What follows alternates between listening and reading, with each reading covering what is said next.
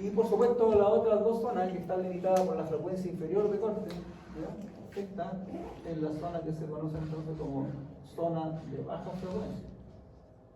De baja frecuencia. ¿Ya? Y esta otra, por supuesto, es la zona de alta frecuencia.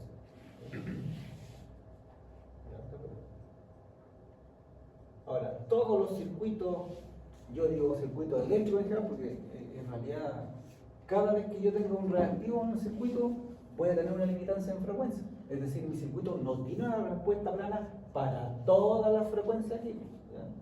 Por eso entonces que yo en todos los circuitos debo hacer un análisis en frecuencia y determinar cuál es la zona útil, ¿no es cierto?, donde mi circuito presenta una respuesta constante y además que es máxima. ¿Ya? Puesto que fuera de ese rango, la respuesta, ¿no es cierto?, por supuesto, es más pequeña, ¿cierto?, y llegando incluso a atenuar y no tener salida, por ejemplo, ¿no es cierto?, útil en mi circuito. ¿Ya? Estas frecuencias a su vez definen lo que uno conoce como ancho de banda, ¿cierto? Cuando uno habla del ancho de banda del circuito, no es otra cosa que el rango de frecuencia, ¿cierto?, útil para mi circuito, donde yo tengo una respuesta entonces plana, constante. ¿Ya? Y esa es la diferencia entre la frecuencia superior de corte y la frecuencia inferior de corte. Me imagino que John se explayó en eso ahí cuando vio los filtros, porque sin hacer eso es imposible poder analizar los filtros. De hecho, los filtros se analizan en frecuencia. Ahora, ¿qué relación tiene eso con esto? ¿Cierto? Mucha. ¿Por qué? Porque, ¿cierto? Si yo quiero, por ejemplo, dejar pasar esta señal cuadrada, ¿cierto?, a la salida de un circuito que tiene una resistencia, yo sé ya entonces, si tengo una resistencia, entonces tengo una limitancia en frecuencia, que puede ser por la zona de alta frecuencia o de baja frecuencia, depende de cómo esté conectado. ¿Ya? Entonces, como yo sé que la señal de excitación es de esta forma, y yo sé entonces que esta señal no es una sola frecuencia, tiene su valor medio continuo, ¿cierto? Y tiene una sumatoria infinita de componentes, ¿ya? Pero, ¿cierto?, yo sé que esta frecuencia va a ser variable.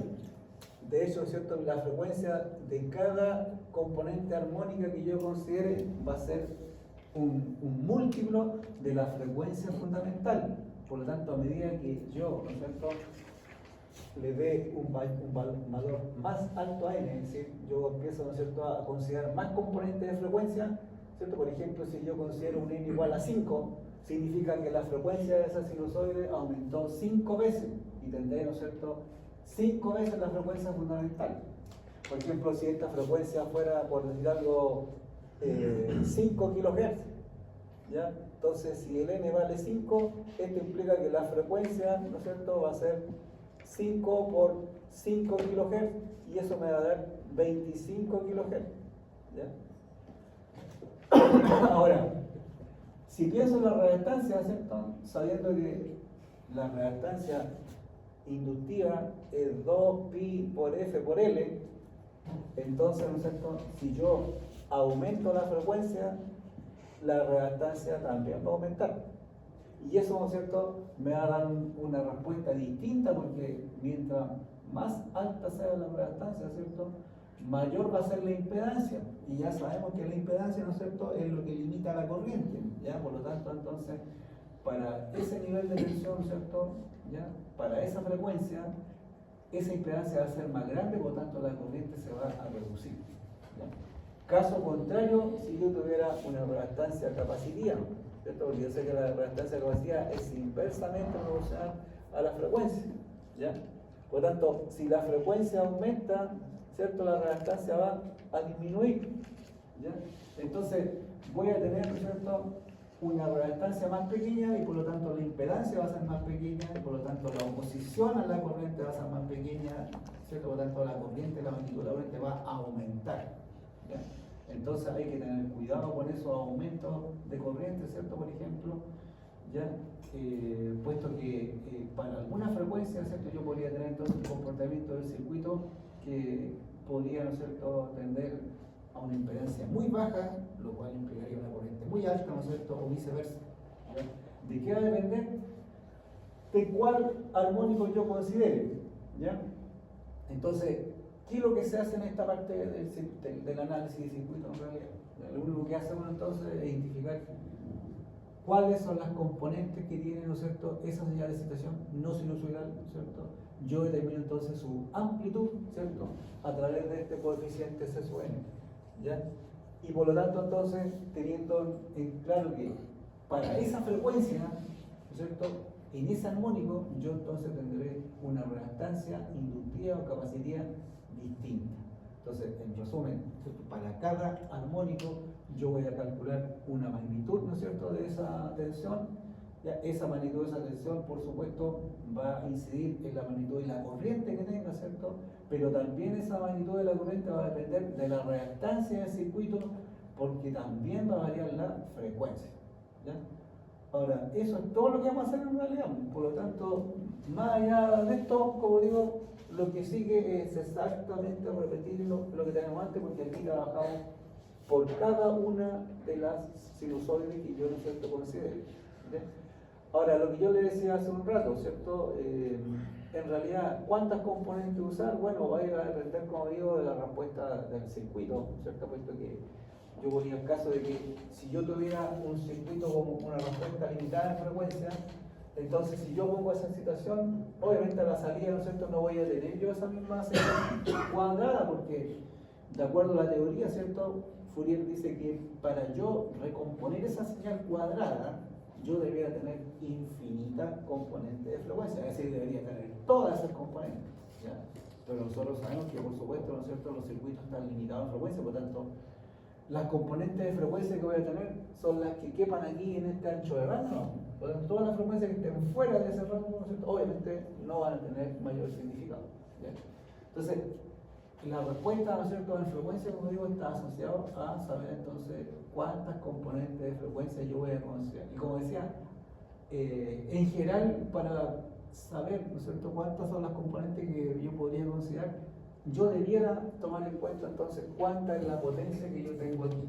Y yo digo entonces, si por decir algo la potencia fueran 10 watts, entonces yo voy a decir, bueno, yo creo que dejar pasar ahí, por decir algo, un 90% de los 10 watts, es decir, 9 watts.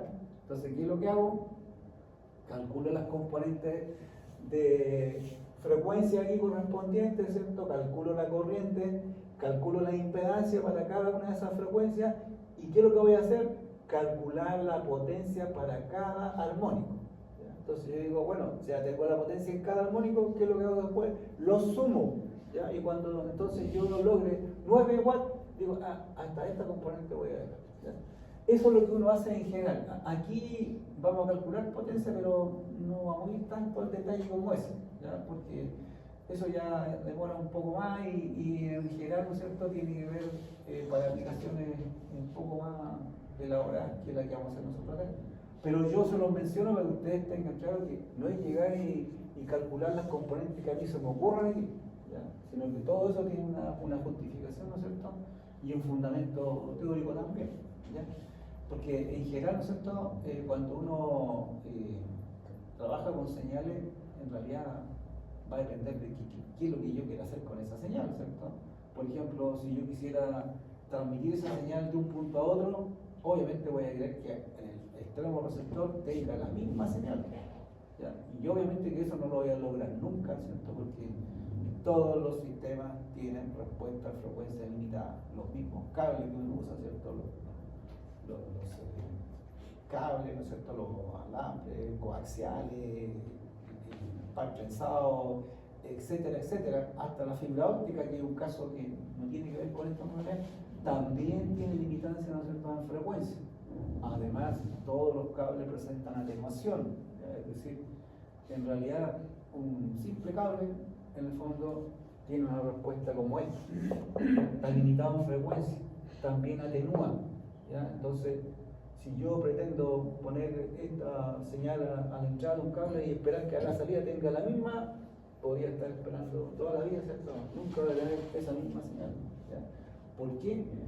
Porque no tengo, ¿no es cierto?, la ancho banda suficiente para que esta señal pueda entonces yo reconstituirlo en el tramo, dado que por ese cable no van a pasar todas las componentes de frecuencia, dado que está limitado a cierta frecuencia y va a llegar hasta cierto armónico y de ahí no hay más, ¿ya?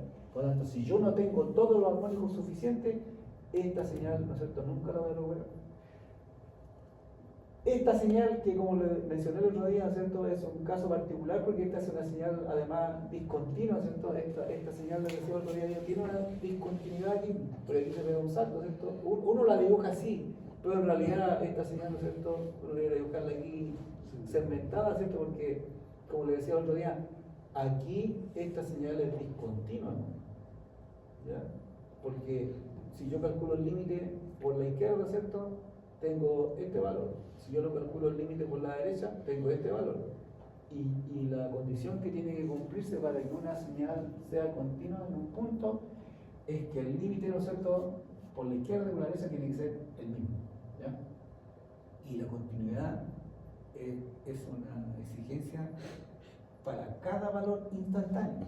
¿Ya? Si una señal es discontinua en un punto, la señal es discontinua.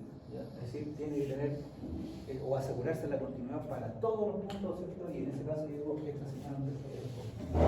Por eso que también yo a veces a los alumnos les digo, una señal sinusoidal como esta, esa es una señal continua. Porque gente dice, es una señal continua. Sí, desde el punto de vista, ¿no es cierto?, de la continuidad de las funciones, es una señal continua. ¿Ya? Y esta es una señal discontinua.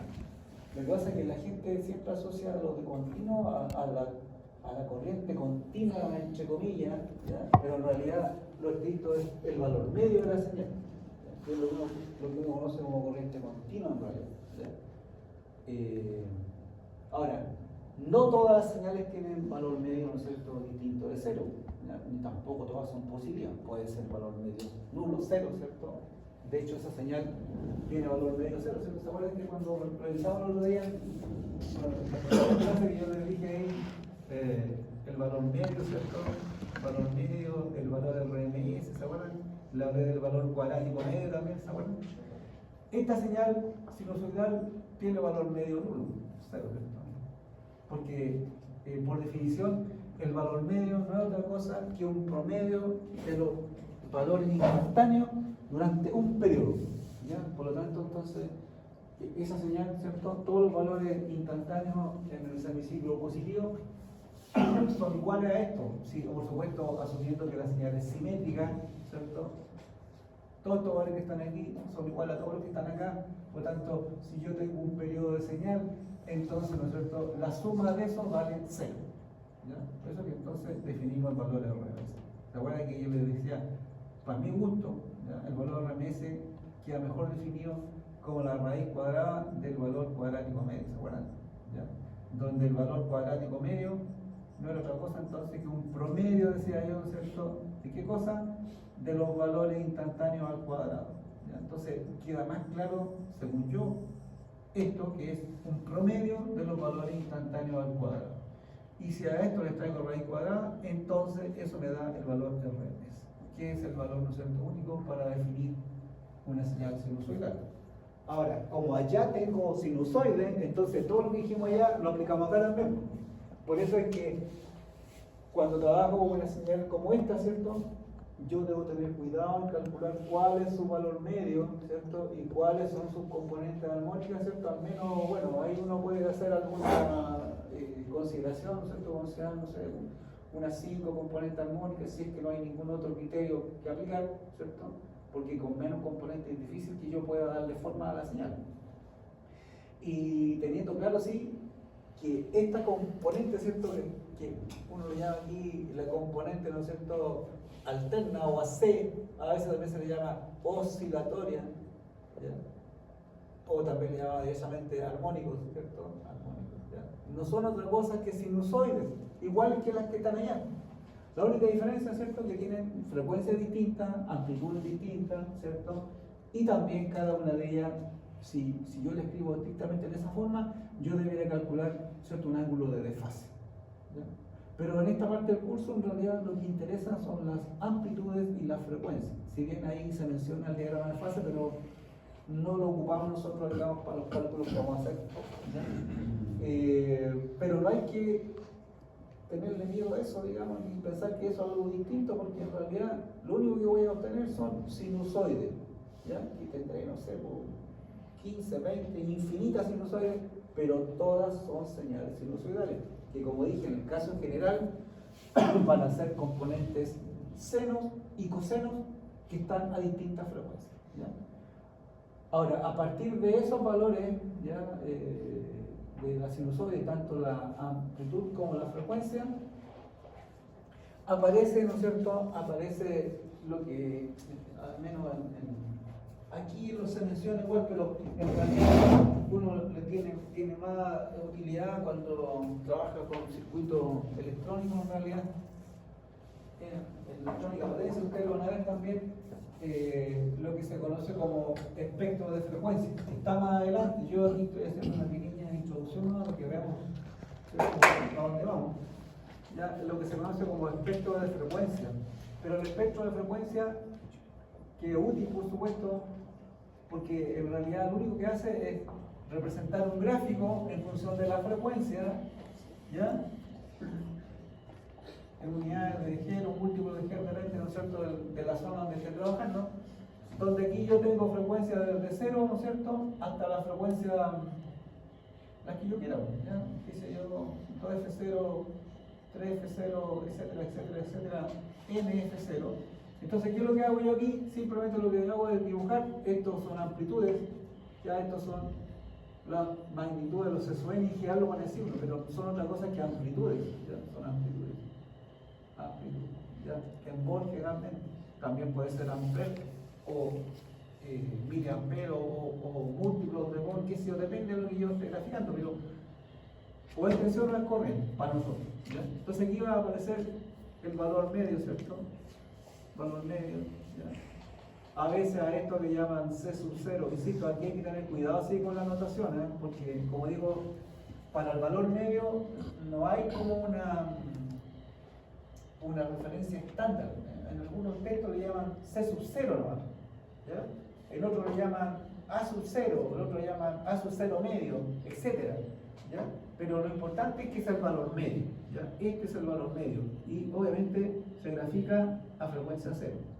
Y después aparecen las componentes, ¿no es cierto? Obviamente, ¿no es cierto? En la frecuencia fundamental, ¿cierto?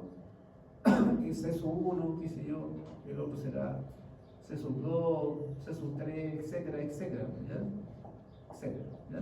Pero eso, la fundamental siempre va a ser la más alta, ¿o no necesariamente? En general, al menos lo que yo he visto de los ejemplos, siempre son las más altas. Sí, siempre son las más altas, ¿ya? Lo que varía a veces aquí, en general, la tendencia es que aquí baje. Sin embargo, ¿no es cierto?, hay respuestas en frecuencia, dependiendo de cómo estén las componentes del circuito, que podrían hacer que a cierta armónica, por ejemplo, es típico por ahí que en la componente quinta aparece un valor grande, ¿cierto? O por acá, por la séptima, qué sé yo, por acá también puede ser un valor grande, y ser estas más pequeñitas, ¿ya? Va a depender, como digo, del tipo de circuito. ¿Bien? Ahora, esto también es interesante porque tiene que ver también, ¿no es cierto?, con lo que uno mide con los instrumentos, ¿cierto?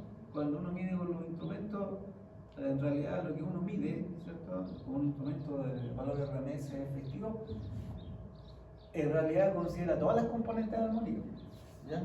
Todas las componentes armónicas, pero en realidad, ¿no es cierto?, si yo tengo una señal como esa, ¿cierto?, en realidad, si yo hablo del valor RMS, ¿ya?, yo me puedo referir al valor RMS total de esta.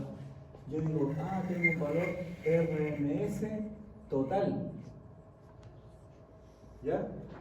Pero también aquí tengo sinusoides, y como son sinusoides, ¿cierto?, de acuerdo a lo que decíamos ya, la única forma de representar una sinusoide es a través del valor RMS, no hay otra forma. Por lo tanto, cuando yo me refiera, ¿no es cierto?, a la intensidad de la señal de la sinusoide, voy a estar hablando nuevamente del valor RMS, ¿no es cierto?, de esta componente, ¿no es cierto?, AC, ¿ya? Pero el valor RMS total de la señal, ¿no es cierto?, no es tan solo el valor RMS de la sinusoide, sino que también incluye este valor, ¿ya? Entonces, se demuestra que, ¿no es cierto?, el valor RMS total de una señal al cuadrado es igual a la componente, ¿no es cierto?, continua, digamos, o al valor medio al cuadrado, más el valor RMS solo de la componente oscilatoria, ¿no es cierto?, o alterna si ustedes quieren, o AC si ustedes quieren, ¿ya?, al cuadrado, ¿ya? Entonces, hay que tener cuidado ahí porque si yo mido esa misma señal cuadrada con un tester, en realidad lo que me da el multímetro más bien, ¿cierto?, o Fluke, por ejemplo, me va a dar la componente RMS de esto, ¿no? ¿Ya? Sin embargo, el valor RMS de la señal entera, ¿cierto?, debe incluir el valor medio, ¿ya? Pues lo mismo que si yo mido con un multímetro también, ¿cierto?, pero en valor continuo, y yo mido el valor medio de FDT, me va a indicar este valor, ¿cierto? Y ahí sí que me da ese valor, y ese es el valor, no, digamos, el valor medio, por así decirlo, total, no se dice así, pero si hacemos la analogía, total, ¿por qué? Porque esta señal, todas estas señales tienen valor medio nulo, ¿cierto? Por eso, ¿ya? No así el valor RMS, ¿ya? El valor RMS, ¿cierto?, total, incluye también el valor medio, ¿ya? Ahora, eso es importante porque cuando uno mide a veces, uno mide en realidad con el tester y a veces las mediciones como que no cuadran mucho, o uno confía en lo que está midiendo, pero yo tengo que saber qué estoy midiendo, ¿ya?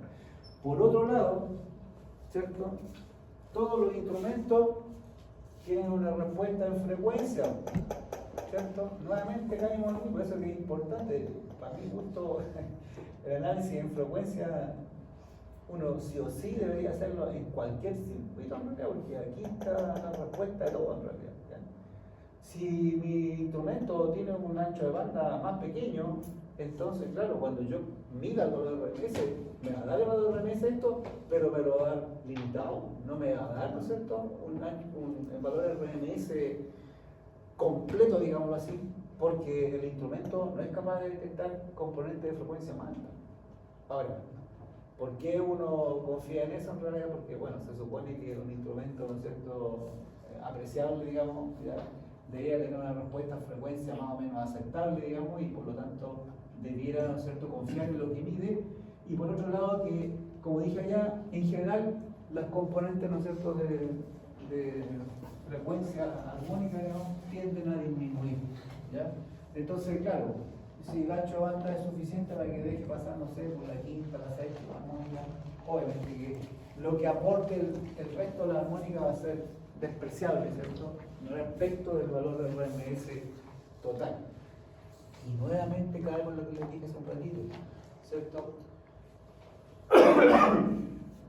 Hay un teorema que aquí no lo vamos a ver, ¿ya? Yo lo veo en otro ramo eso, pero hay un teorema que es el teorema de Parseval.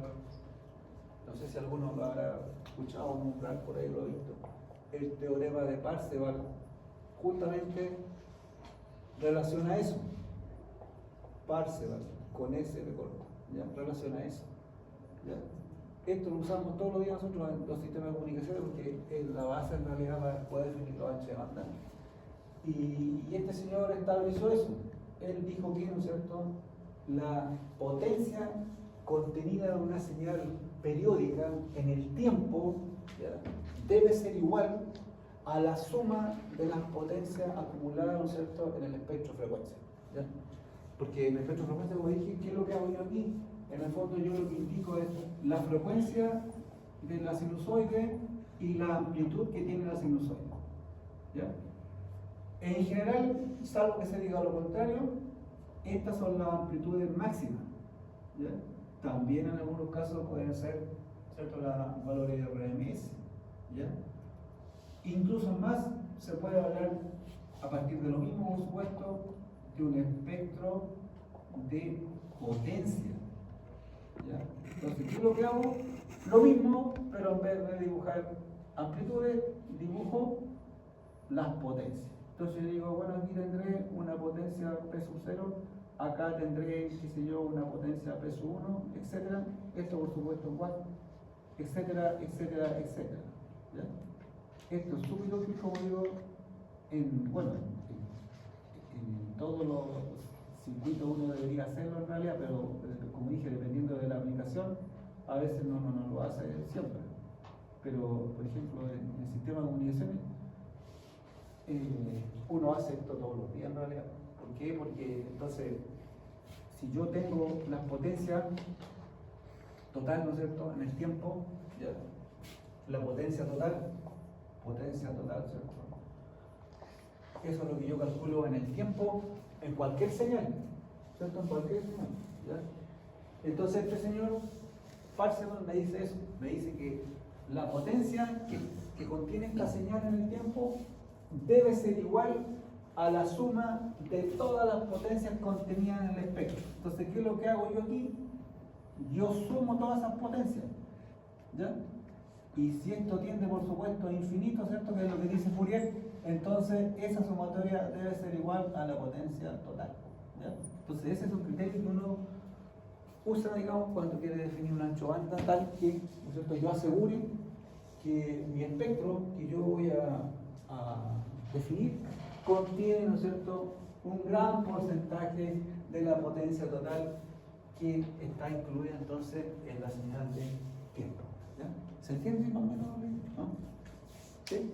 ¿O no? ¿O estoy hablando en chino? ¿Ya? Como digo, hacemos los mismos cálculos de antes. O sea, aquí con la sinusoide vamos a calcular valores de RMS, de tensiones, de corriente, ¿cierto? Vamos a calcular potencia, ¿ya? Igual que antes, las mismas expresiones, ¿cierto? ¿Ya? Incluso aquí en la parte, en esta aplicación eléctrica, ¿ya?, se calcula potencia activa, reactiva, aparente, igual que antes, factor de potencia también, ¿cierto? ¿Qué más?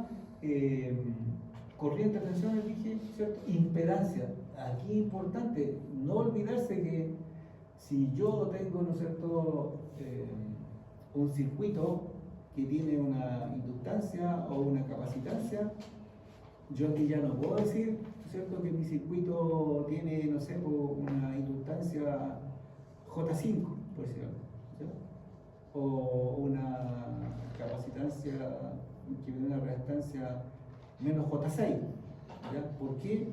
Porque cuando yo calculo las reactancias, ¿cierto?, yo las calculo con una frecuencia en particular, ¿cierto?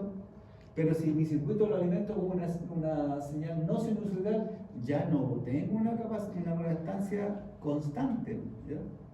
Eso es la talla que nosotros hacemos aquí internamente con los eléctricos. Yo voy a decir, los circuitos eléctricos son re fáciles, les digo, les decimos en jerarquía, porque ustedes calculan la reactancia 50 Hz, no, por lo tanto es constante.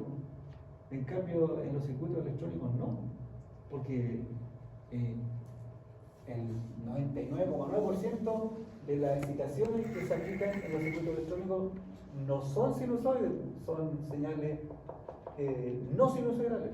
Por lo tanto, estoy obligado a calcular los componentes armónicos, ¿cierto? Calcular las reactancias para cada frecuencia, ¿cierto? Porque para cada armónico de frecuencia distinta, la reactancia va a ser distinta. Y si la reactancia es distinta, entonces, ¿no es cierto?, la componente armónica de la corriente va a ser distinta, ¿ya? ¿Se entiende más o menos la idea? ¿Sí? Y eso es lo que vamos a hacer aquí, nada más que eso. De hecho, yo voy a definir la serie aquí, pero lo vamos a hacer lo más fácil que podamos. Yo no voy a meter en cuestiones muy profundas, que para lo que se requiere acá no es tanto detalle en realidad. Tener sí el concepto, ya. ¿Y por qué entonces yo puedo, ¿cierto?, preocupar, o debo preocuparme bien, ¿cierto?, de las componentes armónicas, en particular, ¿no es cierto?, en los sistemas eléctricos hoy estudian las terceras armónicas, la quinta armónica, la séptima armónica, etc. Igual que el sistema de potencia y Entonces, cualquiera la preocupación, porque era la preocupación que hay en la cuadratura de potencia. de que tenía que yo para poder hacer un cálculo o sea, para poder... De acá, del espectro, dice usted. Por eso, porque este criterio que ya mencionaba aquí, de este teorema, me fundamenta de que el ancho banda que yo estoy considerando es adecuado para el nivel de potencia que yo tengo en la señal. ¿Ya? Que podría ser distinto si yo tengo otra señal con otra potencia. Por ejemplo, si yo dijera, ya voy a considerar aquí hasta la componente 10, porque en esta componente 10 yo sumo todas las potencias hasta la P sub 10 y eso me da 9 watts de CAO, ¿cierto? Para una señal que tiene 10 watts en el tiempo. Pero si yo pongo otra señal que tenga, no sé, por 100 watts, entonces ya no puedo decir que voy a considerar hasta 9 watts, ¿se entiende? Entonces yo tengo que calcular mi ancho de banda específicamente para el tipo de señal que tengo. Esa es la idea. Entonces el teorema ese me fundamenta y generalmente se trabajan con valores sobre el 90%. 90%, 95% más o menos. Ahora, eso además depende de la forma de onda. Ahora, ¿por qué? Ustedes ven que los que han visto antes esto van a ver que, o si se meten a otros textos, ¿por qué siempre se trabaja con esto? ¿Ya? A veces los alumnos me reclaman que el profe siempre pone el mismo ejemplo, la cuestión, y siempre. Pero esa señal tiene una particularidad, como lo digo yo, que esa señal cuadrada es la más difícil de analizar y de reconstruir, digamos. Ya, el sistema de comunicación, nosotros hablamos ¿no es cierto?, darle forma a la señal, ¿no es cierto? Por ejemplo, cuando yo transmito una señal, yo conozco lo que estoy transmitiendo, pero en el lado receptor yo no sé qué me va a llegar, ¿cierto? Entonces yo tengo que tener algún grado de confiabilidad que la señal que estoy recibiendo efectivamente, ¿no es cierto?, es una fiel reproducción de lo que me envió en el transmisor. Porque yo no conozco lo que voy a recibir en el receptor. Esa es la gracia, porque si yo conociera lo que voy a recibir, entonces ¿para qué voy a transmitir una señal? ¿Por qué me voy a preocupar de definir el ancho banda, ¿no es cierto?, de ver el ruido, la atenuación, etcétera, etcétera, que son análisis más profundos. ¿Ya? Entonces, una forma, digamos, como estándar es fijarme en porcentaje de la potencia que contiene la señal que voy a transmitir.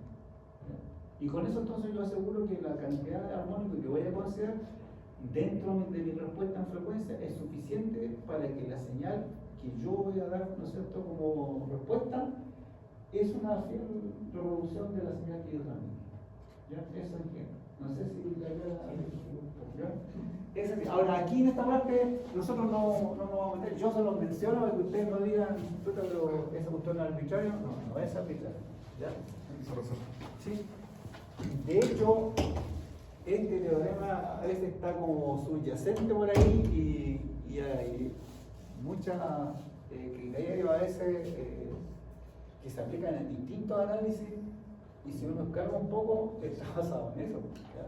De hecho, bueno, yo hago un ramo de sistema de comunicación y cuando se habla, por ejemplo, de la modulación angular o de frecuencia o de fase, hay criterios para calcular el ancho banda. Uno dice, el ancho banda en transmisión, modulación de frecuencia, 2n por la frecuencia y no sé, o el ancho de banda en función del índice de modulación, etc. Son expresiones particulares, pero en el fondo están definiendo esto mismo, o sea, están definiendo una curva de respuesta para mi sistema, ¿ya? Y a veces la gente lo ve como una expresión, una fórmula, y la gente. Pero en realidad eso no es más que una forma directa de calcularlo. En realidad todas esas presiones están basadas en él. Y no puede ser de otra forma en realidad, porque lo único que yo, ¿no es cierto?, conozco, ¿ya? Cuando yo veo una señal de tiempo, ya sea que vea el gráfico en el tiempo, ¿cierto?, o en un osciloscopio uno ve la señal en el tiempo, qué sé yo. Pero si yo me atengo solamente a la forma de onda en el tiempo, no puedo decir mucho de la señal, o sea, puedo decir, no sé, la amplitud que tiene, la frecuencia de la fundamental solamente, ¿ya? Y la potencia tendría que calcularla, pero no puedo decir más. Pero no puedo decir yo cuál es el ancho banda de la señal. No sé, tengo que, ¿no sé?, hacer uso o de un analizador de espectro, ¿cierto? O tendría que calcularla, ¿cierto? La serie Fourier y saber entonces, en base a ciertas potencias, como digo, cuál es el ancho banda, ¿no es cierto?, que yo necesito, ¿ya? Pero eso no lo puedo hacer, ¿ya? Entonces, mucha gente cuando uno, por más que explique estas cuestiones, yo les pongo un ejemplo ahí conceptual, ¿no? Ya le pongo una onda como esa y le pongo un filtro, ¿ya?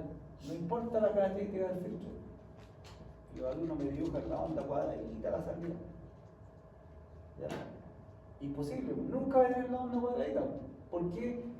Porque tengo una limitancia en frecuencia, ¿ya? Entonces yo no voy a tener nunca todas las componentes infinitas, de manera tal entonces que a partir de las componentes de frecuencia que yo tenga la salida, nunca voy a tener esta onda cuadradita, ¿ya? Entonces esta señal tiene esa particularidad de que por muchas componentes de frecuencia que yo considere, esto presenta distorsión y esto aparece, ¿no es cierto?, una curvita aquí así, ¿ya? De distintas formas y distinta amplitud dependiendo de cuántas componentes de frecuencia yo considere. Para que yo a la salida tenga una onda perfectamente cuadrada aquí, debería tener un ancho de banda infinito, porque debería tener todas las componentes, y eso es imposible, eso en la realidad no existe, ¿ya? Entonces, a pesar de que le explico mil veces a la gente eso, no les queda el concepto, porque como digo, siempre para mí lo más decidor es pedirle, grafíqueme la señal, y me grafican la onda cuadrada, ¿ya? Y por supuesto yo les pongo un tratamiento no así, y les digo, oye, no me vayan a dibujar esto, y después le pido lo mismo y me lo hacen igual, ¿ya? Lo otro que confunden, mucha gente confunde la frecuencia fundamental de esta onda con el ancho de banda, y no tiene nada que ver, o sea, tiene que ver por supuesto porque el ancho de banda lo define en función de eso, pero me refiero que si esta señal tiene una frecuencia, como decía yo, por ejemplo, 5 kHz, no significa que ese sea el ancho de banda, ¿ya? En realidad el ancho de banda nunca va a ser constante. Yo podría decir, bueno, te voy a considerar 5 componentes, entonces el ancho de banda será 5 por 5, 25 kHz será mi ancho de banda si quiero dejar pasar 5 componentes. Pero si yo quiero más componentes, por ejemplo 10, entonces mi ancho de banda sería 5 por 10, 50. ¿Se entiende la idea? ¿Se entiende la diferencia, cierto? O sea, el ancho de banda yo lo defino en función de cuántas componentes de frecuencia yo quiera, ¿cierto?, tener a la salida. Y eso va a depender, como digo, del tipo de análisis que haga, ¿ya? Ahora, hay veces que... Esto no pasó siempre, ¿sí? ¿Cómo? Empezó a pasar una vez que salió la electrónica, ¿cierto? Yo me refiero yo puedo dar fe de estos teoremas que le he mencionado aquí yo así en forma muy genérica y ecuaciones a partir del año Segunda Guerra Mundial, más o menos. Yo creo que ahí hay mucho desarrollo de la Segunda Guerra Mundial, ¿ya? Y eso fue antes de la electrónica, porque en ese tiempo, por ejemplo, todavía no existían los transistores. Los transistores, según la historia, dice que se inventaron por ahí del año 47, ¿no? Muchos lo asumen a la nave espacial que cayó en Roswell.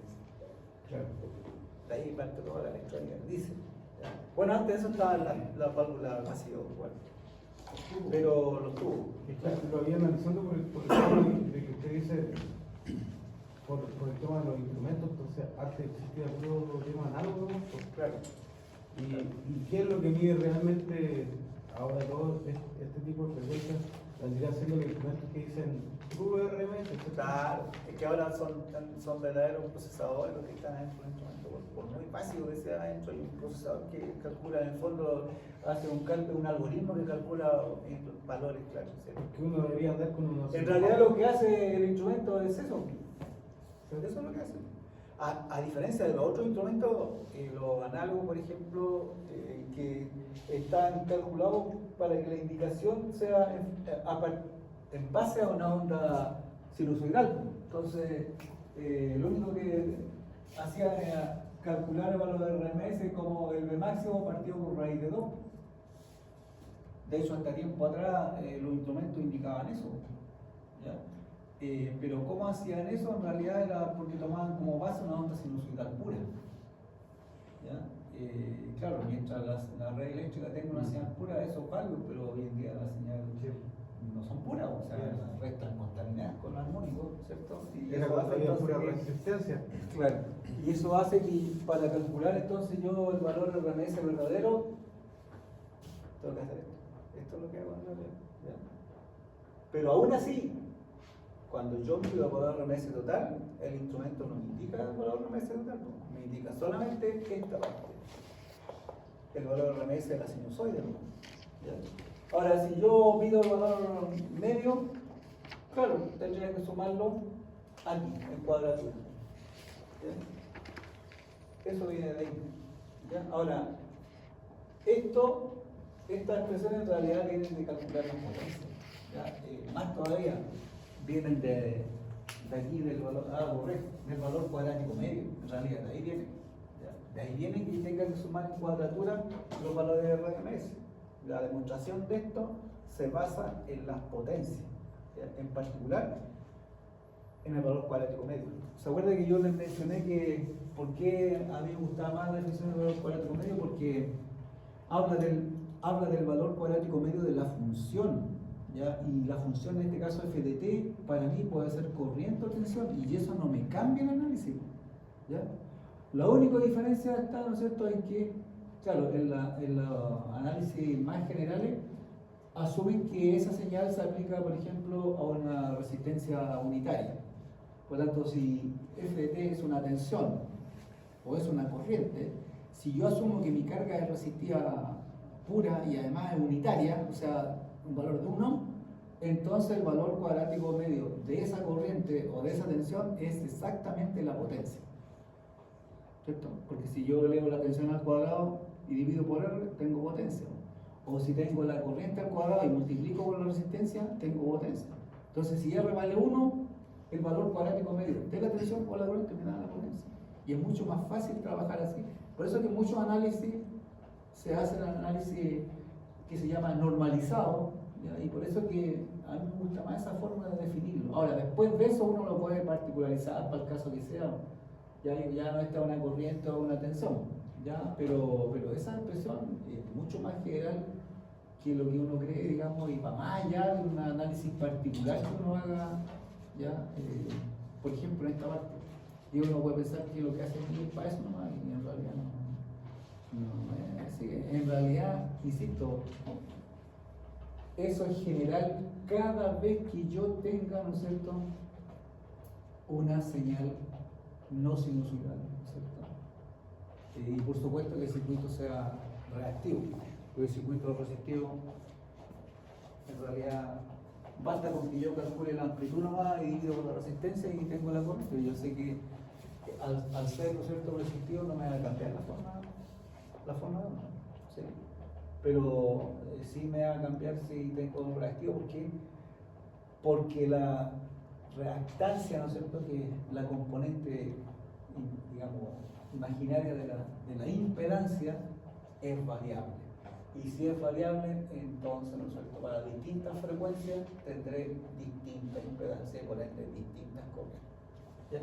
Eso es más o menos lo que tiene que ver con Fourier. Ahora, aquí, como dije, lo vamos a hacer lo más fácil posible, lo más simple posible, ¿ya? Porque está aplicado justamente a la parte de circuito, digamos, y uno no entra tanto en detalle con las otras cosas que yo le he mencionado aquí, pero ustedes sepan, no, pero no vamos a meterlo para allá. O sea, solamente lo básico, que es entonces calcular, primero que nada, ¿cierto?, la serie de la señal de tensión o excitación, ¿cierto? Y después calcular la corriente para cada uno de los armónicos que componen esa señal de excitación. ¿Ya? Ahora, en el apunte hay este primer esquema, digamos, de tipo problema, digamos, que en el fondo es para recordar, ¿no es cierto?, el teorema de superposición. ¿Se acuerdan que el otro día igual le hacía un alcance cuando les dije que en realidad una vez que yo tengo la serie, Lo único que uno hace en el fondo es aplicar el principio de superposición. Y yo le hacía un recuerdo y le decía que cuando uno estudia en circuito, generalmente los textos y también a veces los profes como que lo limitan a superposición con señales sinusoidales nomás, ¿ya? Y claro, como allí uno trabaja con señales de la misma frecuencia, como que a veces queda el concepto de que el teorema de superposición solamente se aplica cuando yo tengo señales solamente sinusoidales y además las dos de la misma frecuencia. Y uno dice, pero ¿cuál es el chiste del teorema de superposición si lo puedo hacer por otro método? Claro, ¿cierto? No sé si así lo vieron también ustedes con el guión, ¿cierto? Y yo digo, pero si aquí tengo 2 fuentes o 3 fuentes, las que sea, aplico ecuaciones de nudo, punto. Porque además, hacerlo por superposición resulta un problema tremendo, porque, ¿no es cierto?, tengo que ir considerando por una fuente. Si tengo 2 fuentes, tengo que hacer 2 veces el cálculo, uno para cada fuente y después sumar la respuesta, ¿cierto? Si tengo 3 fuentes, tengo que hacer 3, etc. Porque ahí cada módulo sería una fuente. Claro, esa es la idea. Entonces, aquí sí que tiene sentido su evolución porque no tengo otra forma de hacerlo, ¿cierto? No tengo otra forma, yo no puedo sumar todas las fuentes y sacar una respuesta, no puedo. ¿Por qué no puedo? A ver si me entendieron algo de lo que dije. ¿Por qué no puedo hacer eso? ¿Por qué no puedo tomar todas las señales y las sumo todas nomás y digo, ya está la respuesta? Por la frecuencia, por la reactancia, ¿cierto? Que quede claro eso. Pregunta de la prueba integradora. Ahí voy a hacer preguntas conceptuales. Voy a hacer preguntas conceptuales. ¿Ya? Que no hay mucho tiempo para realizar y decir, conceptuales. De hecho, yo en mi prueba siempre hago un 30% de preguntas conceptuales. A usted le voy a poner puros problemas, no. Pero yo en el día hago 30% a lo menos, 30-35% preguntas cortitas, sí, pero conceptuales.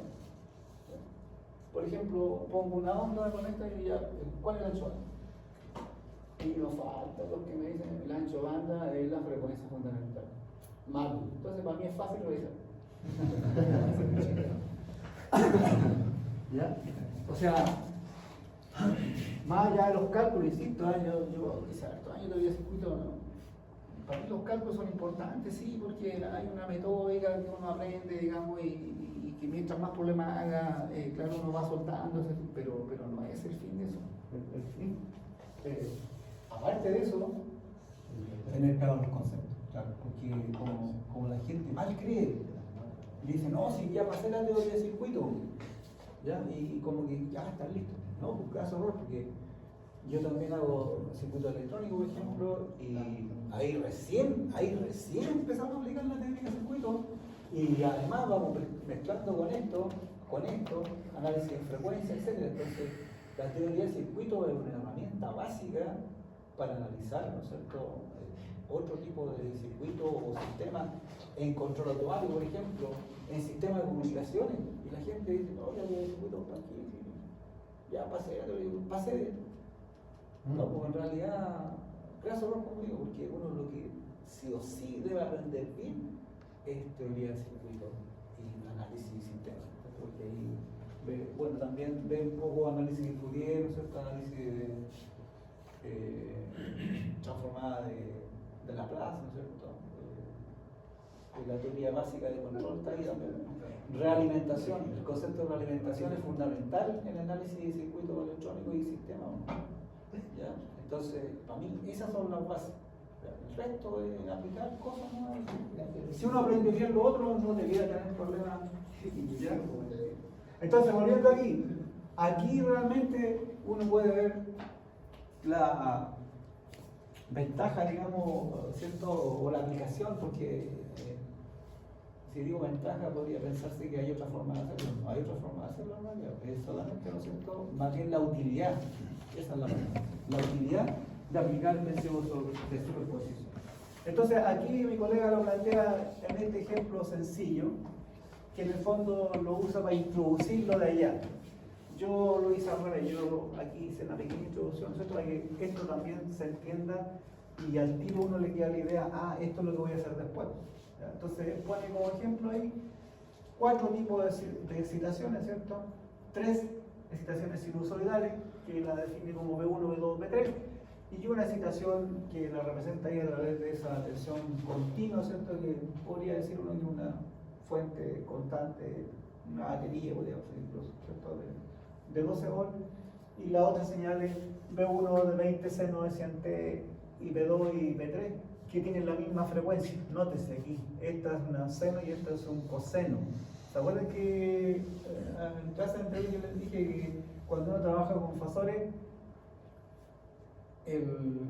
la referencia para nosotros es una onda senoidal? ¿Se acuerdan que yo les decía? Cuando en el caso que aparezca un coseno, entonces la tenemos que pasar a un seno, porque a partir de la onda seno yo recién, ¿cierto? Obtengo el fasor, ¿ya? Entonces, aquí él lo hizo así. ¿Por qué lo hizo así? ¿Ya? ¿Por qué puso un seno de la misma frecuencia que un coseno? Porque por lo que yo les dije hace un ratito, aquí yo me voy a encontrar con señales senoidales y cosenoidales en la misma frecuencia. Entonces, ¿qué es lo que voy a tener que hacer? Sumar en cuadratura ese seno y ese coseno en la misma frecuencia. Recuerden que el John tiene que haberles dicho, y si no les dijo, en el apunte está. Ustedes te ríen, en ese apunte está todo. Dice ahí, y de hecho hay un ejemplo, que yo no puedo sumar, es decir, no es que no pueda. Solamente tendré una señal de respuesta resultante sinusoidal si las componentes que yo sumo son sinusoides de la misma frecuencia. Si yo sumo una sinusoide de una frecuencia y otra de otra frecuencia, no obtengo una sinusoide, ¿ya? También hay una anécdota esa de una alumna ahí que yo lo dejo ahí más en la laboratorio, esperando, el profesor está mal, no funciona, ¿ya? Y empiezan a cambiar cuestiones, cambian los circuitos, los transistores, lo que sea, y ya la misma cuestión, no está malo, ¿ya? Y yo a veces lo hago y cambian cosas también. Y después les digo así, oye, pero mira, fíjate, ¿ya? Por ejemplo, una vez no estaba esperando que a la salida del amplificador le saliera esa onda cuadrada. Y dije, voy a estar todo el año aquí sentado cambiando los osciloscopios, que la punta de los osciloscopios está mala, ya anda, cámbialo, ya, y cambian todas las cuestiones. No, es que debe ser la protobar. La protobar lo vi antes, ¿cierto? Una tarjetita se me pone. No, profe, es que la protobar, ya anda, cambia la protobar. Cambian todo y la misma. Al final me aburro porque me tengo que ir del laboratorio, ya. ¿Quién dice Muriel? ¿Cuál es la respuesta a frecuencia del circuito? Sí, entonces le dije, quédate ahí todo el día esperando que te salga. ¿Ya? Entonces son cuestiones conceptuales, que digan conceptuales. Si uno tiene claro eso, uno al tiro puede ya esperar, ¿qué es lo que yo puedo esperar de la respuesta del circuito? ¿Ya? Pero si no, tengo problema. Bueno, aquí entonces esto es en el fondo indirectamente lo que está haciendo aquí, ¿no es cierto? Es entonces plantear este problema, ¿ya? Para lo que nos viene, que es descomponer una señal entonces no sinusoidal con una suma de sinusoides, que serían estas que están aquí. Aquí por supuesto hay dos notas, ¿cierto? Y la componente media, que va a ser entonces esa tensión cristalina. Entonces, ¿cuál es la idea aquí? De que yo tengo que encontrar una respuesta para cada una de las, ¿cierto?, excitaciones, ¿ya? Recuerden que el teorema de superposición me dice eso, ¿cierto? Yo debo encontrar la respuesta del circuito para cada una de las excitaciones, ¿cierto? En este caso van a ser las componentes de esta. Cada nivel medio, cada sinusoide, yo lo voy a considerar como si fuera una fuente, ¿no es cierto?, adicional que tengo en mi circuito, ¿ya? Entonces, ¿qué es lo que voy a hacer? Por ejemplo, aquí, para el valor medio, ¿ya? Que él le llamó B sub 0, como dije aquí el nombre da lo mismo como le llame, ¿cierto? Pero va a ser el valor medio. Por supuesto que si tengo frecuencia 0, la reactancia va a ser nula, ¿cierto? Por lo tanto, como el circuito que él pone es un circuito inductivo, se transforma solamente en un circuito resistivo puro, ¿cierto? Porque tengo una reactancia nula, dado que la frecuencia, ¿no es cierto?, que es la frecuencia es 0, y la reactancia es inductiva 2pi por L o omega L, ¿cierto? Si vale 0 omega, entonces me da 0, luego entonces el circuito queda puramente resistivo, luego entonces es como si los 12 volts queden aplicados directamente a la resistencia, por tanto la corriente va a ser los 12 volts dividido por la resistencia, que son 4, y eso me da 3 amperios. ¿Ya? Él además calcula la potencia ahí como I cuadrado R, ¿no es cierto? ¿Ya? También podría calcularlo como P cuadrado partido por R. Ahí podría, porque como no tengo ningún otro componente, ¿cierto? La tensión, los 12 volts están aplicados directamente a la resistencia, ¿cierto? Y me da entonces esos 36 igual. Se fijan que si vamos haciendo la idea de lo de aquí, sería como la potencia esta que yo le mencioné aquí, la potencia de la componente media, ¿te fijas? Entonces, tengo esta componente, ¿no es cierto? Que sería, por ejemplo, podría ser la corriente, ¿ya? Que serían estos 3 amperes, ¿ya? Y tengo la potencia, ¿ya? Es decir, cuando yo tengo la corriente de la tensión, la potencia es un cálculo que uno hace, como digo, para calcular, por supuesto, ahí factor de potencia pareja, lo que sea. Y como yo le decía acá, también podría dibujar eso con un espectro de frecuencia, ¿ya?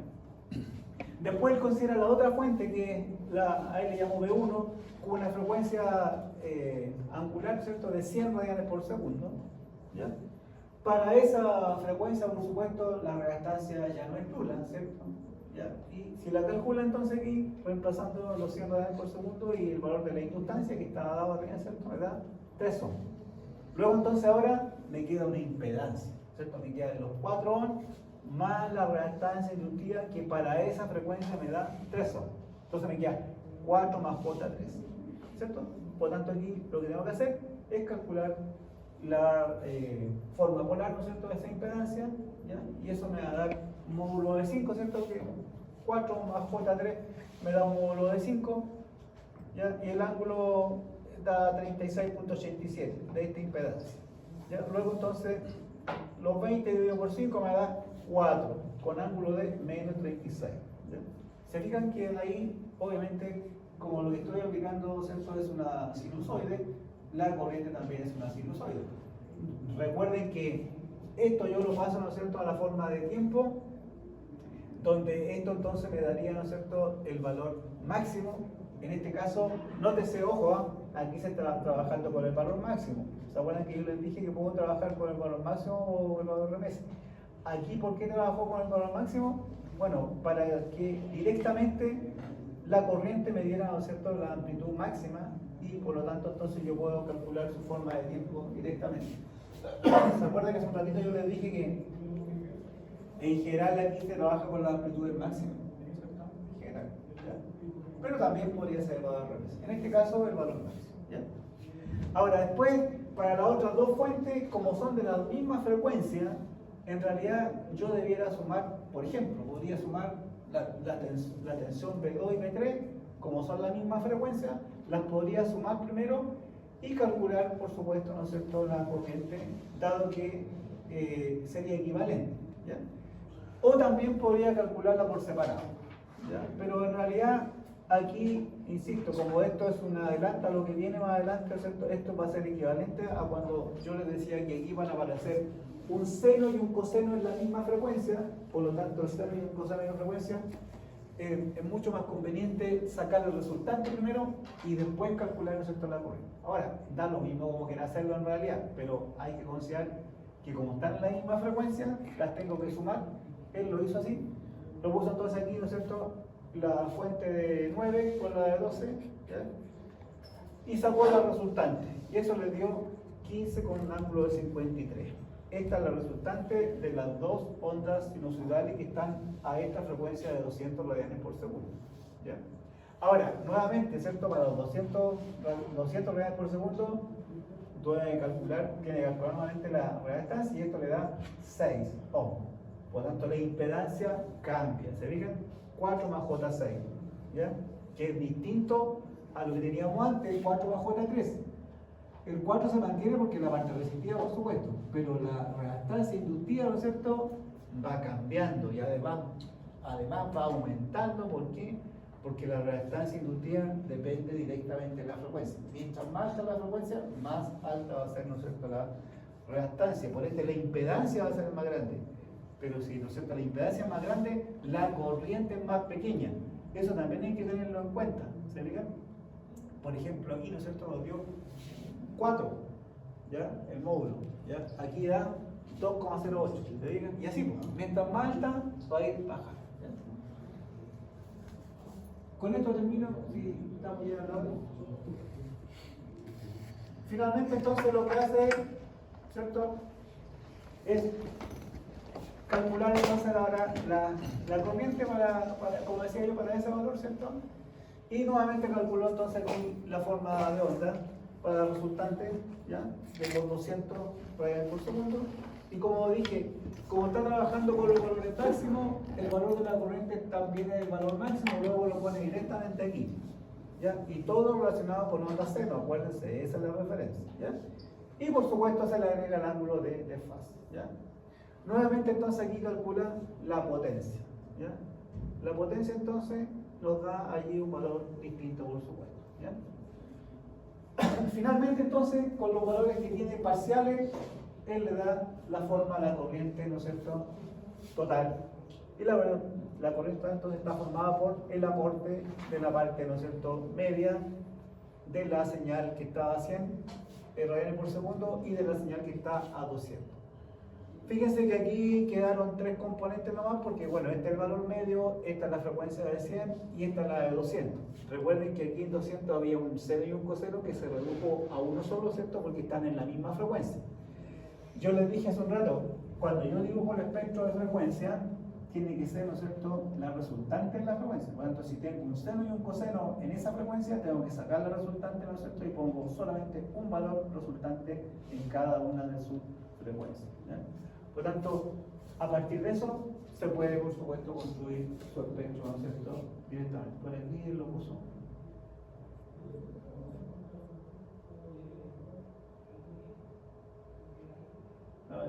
Bueno, eso lo vamos a ver en la próxima clase. Aquí hay un recordatorio nomás, que es lo que yo le adelantaba, ¿cierto?, de que los valores RMS, lo que yo le decía acá, como aquí yo tengo que tener un valor RMS total, ¿no es cierto?, de la componente alterna, ¿verdad?, eso lo tengo que sumar en cuadratura. Sumar en cuadratura significa entonces que yo debo encontrar, ¿no es cierto?, de la raíz cuadrada de los valores, ¿no es cierto?, parciales al cuadrado. Raíz de eso me da entonces el valor RMS total, ¿no es cierto?, de la componente alterna, ¿no es cierto?, de la señal total, ¿ya? Lo mismo para las tensiones, ¿ya? Bueno, él lo calcula ahí, se fijan, con los valores anteriores, calculó allí la RMS total, se fijan que están los mismos valores que están allá, ¿ya?, etcétera, ¿ya? Y por supuesto con esos valores, nuevamente, fíjense que repetimos las mismas expresiones, ¿cierto? Potencia aparente, potencia activa, potencia reactiva, factor de potencia, etcétera, y aplicamos las mismas expresiones, y lo único que es distinto ahora es que los valores, ¿no es cierto?, de tensión y corriente me están representando valores totales, ¿cierto?, de las componentes armónicas que yo tengo en mi señal. Eso es lo único importante entonces que debo tener en cuenta, ¿ya? Bueno, dejémoslo hasta aquí. La próxima clase yo ya voy a definir la serie y vamos a hacer un cálculo, al menos un cálculo para que ustedes vean cómo se hace, pero como digo, no nos vamos a adentrar tanto en cuestiones muy rebuscadas, ¿ya?